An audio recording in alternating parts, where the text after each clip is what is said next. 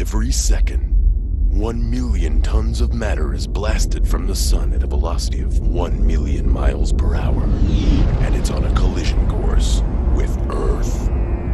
But don't worry, this isn't the opening of a new Michael Bay movie.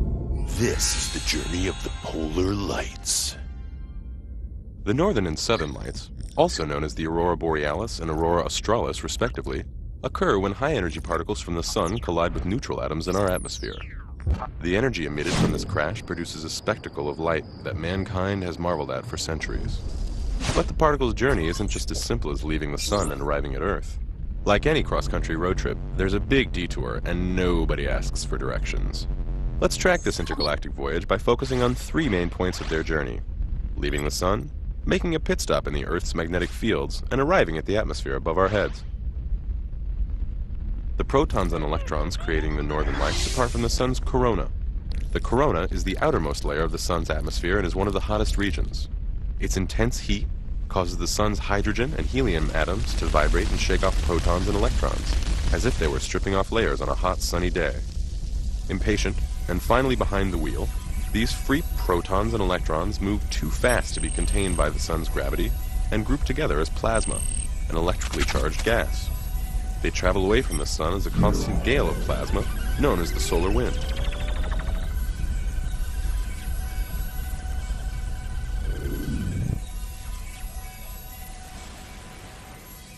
However, the Earth prevents the solar wind from traveling straight into the planet by setting up a detour, the magnetosphere.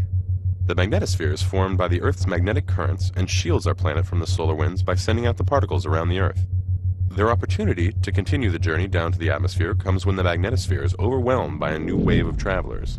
This event is coronal mass ejection, and it occurs when the sun shoots out a massive ball of plasma into the solar wind. When one of these coronal mass ejections collides with Earth, it overpowers the magnetosphere and creates a magnetic storm.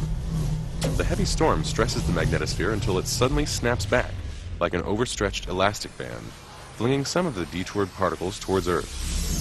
The retracting band of the magnetic field guides them down to the aurora ovals, which are the locations of the northern and southern lights.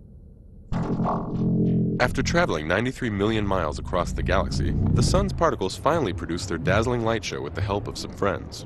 20 to 200 miles above the surface, the electrons and protons meet up with oxygen and nitrogen atoms, and they sure are happy to see each other. The sun's particles high-five the atoms, giving their energy to the Earth's neutral oxygen and nitrogen atoms. When the atoms in the atmosphere are contacted by the particles, they get excited and emit photons. Photons are small bursts of energy in the form of light. The colors that appear in the sky depend on the wavelength of the atom's photon. Excited oxygen atoms are responsible for the green and red colors, whereas excited nitrogen atoms produce blue and deep red hues. The collection of these interactions is what creates the northern and southern lights. The polar lights are best seen on clear nights in regions close to the magnetic north and south poles.